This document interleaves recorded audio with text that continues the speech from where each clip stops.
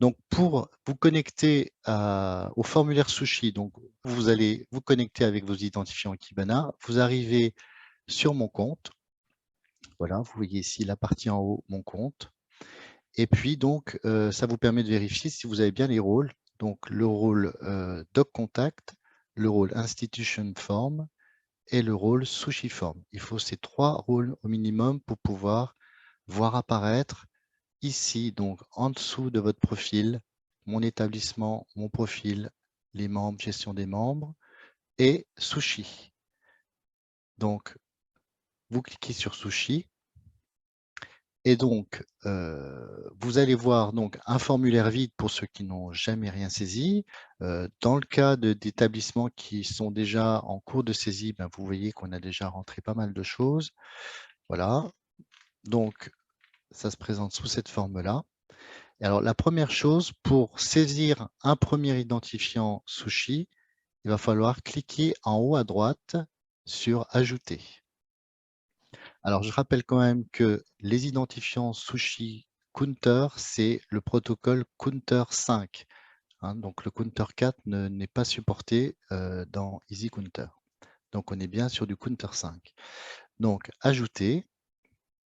Voilà. Et vous voyez apparaître une petite fenêtre. Ajouter des identifiants.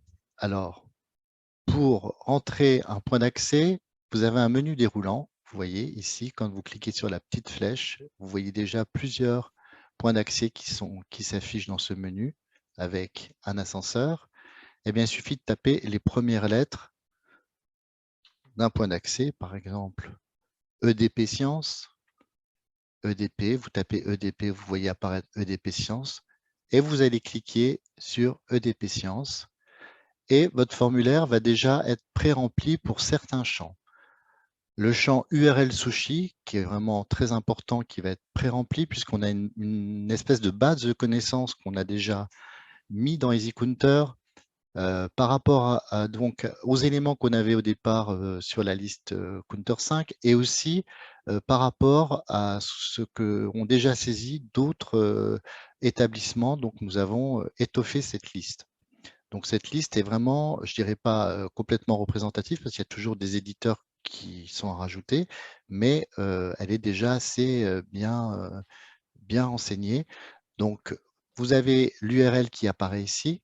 Vous avez le libellé, donc c'est EDP Sciences. Et puis, vous avez un champ qui s'appelle un champ package. Alors, pour certains établissements, ça peut être le cas de gros établissements qui ont plusieurs portails. Ça peut être le cas d'établissements qui ont plusieurs comptes. Eh bien, vous avez un champ package qui est complètement arbitraire et qui vous est totalement propre à votre établissement. Ce champ vous permet de renseigner, par exemple, si vous êtes sur plusieurs établissements, vous pouvez taper établissement A, par exemple, ou B. C'est-à-dire que vous allez, pour le même éditeur, hein, la même plateforme éditeur, le point d'accès, vous allez avoir, par exemple, plusieurs comptes. Donc, ça peut être intéressant de les différencier et de remplir plusieurs fiches par rapport à la même plateforme.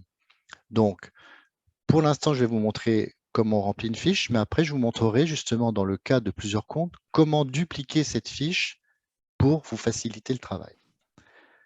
Donc là, vous allez remplir ensuite 3 identifiants qui sont importants, donc très variables plutôt en fonction des plateformes éditeurs. Vous pouvez avoir un requester ID, donc je tape, hein, ça peut être une adresse mail, ça peut être une suite de chiffres, donc identifiant. Voilà. Ensuite, vous pouvez avoir un Customer ID. Donc, c'est pareil, ça peut être une suite de chiffres, ça peut être... c'est vraiment des infos, c'est totalement libre par rapport à la plateforme éditeur. Donc, c'est l'identifiant B. Voilà. Et vous pouvez aussi avoir une clé d'API.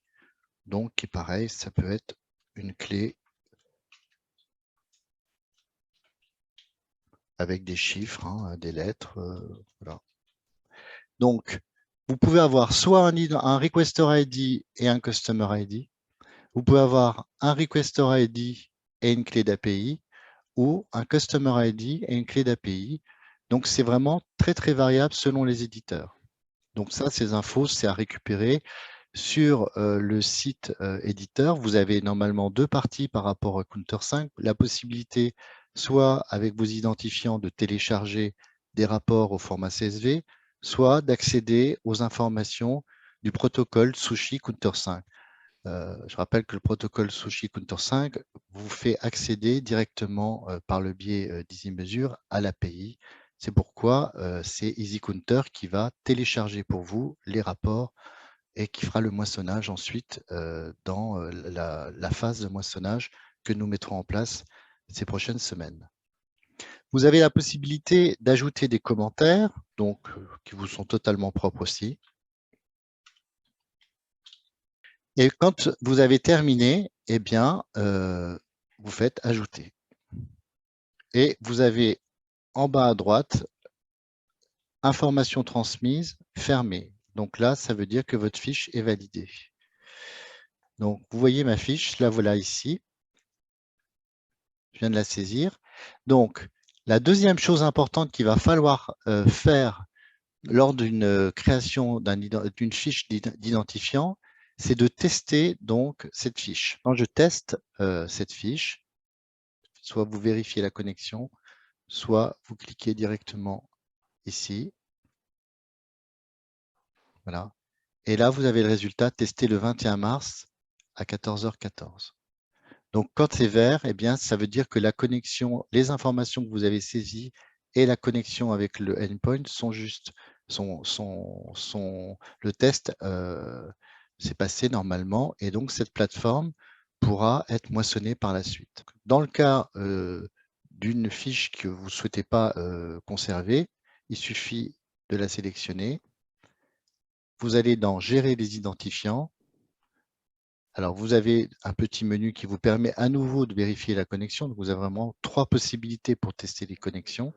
Et vous pouvez aussi la supprimer. Vous cliquez sur Supprimer. Une autre petite fenêtre vous demande Êtes-vous sûr de la supprimer? Et vous cliquez. Et cette fiche est supprimée.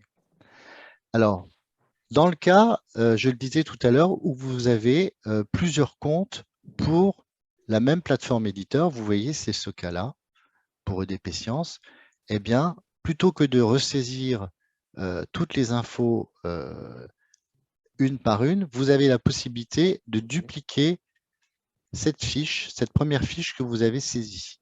Il suffit d'ouvrir la roue crantée sur la droite et de faire dupliquer. À ce moment-là, vous avez une copie des informations que vous aviez saisies précédemment. Et là, par exemple, eh bien, dans le cas d'un autre package, il suffit de mettre donc une autre info de package 2 ou compte 2. C'est vraiment arbitraire, c'est vous qui choisissez cette information. Et puis là, vous mettez par exemple Au 18 avril. une autre information. Donc, un autre Customer ID, par exemple, cette info-là. Et bien sûr, vous faites ajouter à la fin pour valider cette fiche, cette nouvelle fiche d'identifiant que vous venez de saisir. Si vous ne trouvez pas ce qu'on appelle les endpoints dans la liste qui vous est proposée ici. Alors, vous avez la possibilité, donc, comme je le disais, d'avoir ce menu déroulant ou de saisir les premières lettres. Mais par exemple, vous ne trouvez pas voilà, un éditeur qui ne s'affiche pas par rapport à votre menu déroulant ou à l'autocomplétion que vous venez de faire. Eh bien, vous avez la possibilité, vous, de proposer à l'équipe EasyTeam un nouveau point d'accès. Et il suffit de cliquer sur le plus et vous allez avoir un formulaire de contact qui va vous permettre de contacter l'équipe EasyTeam. Vous avez ici un objet à remplir. Voilà, vous pouvez soit demander une information, rapporter un bug si vous avez eu un souci au niveau de la saisie de vos données et déclarer un point d'accès Sushi. Vous cliquez sur déclarer un point d'accès Sushi. À ce moment, vous tapez le nom du fournisseur, donc le nouveau fournisseur que vous proposez.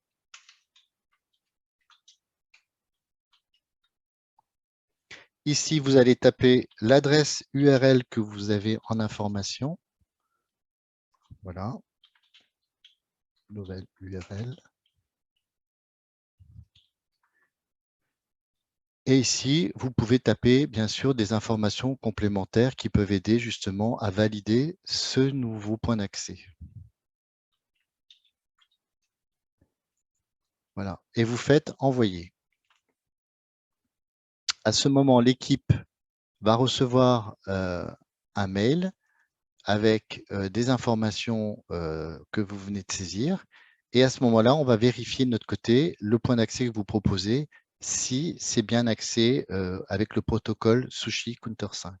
Ça peut être, alors je vais vous donner un exemple, si vous avez dans l'URL proposé entre le slash cette information SOAP, SOAP, alors, vous êtes là sur du Counter 4, donc ce n'est pas la peine de la proposer. C'est une information, c'est un lien vers l'ancien protocole Sushi. Voilà, donc c'est une aide pour vous, justement, pour différencier les deux protocoles, en sachant que EasyCounter ne fait que du Counter 5.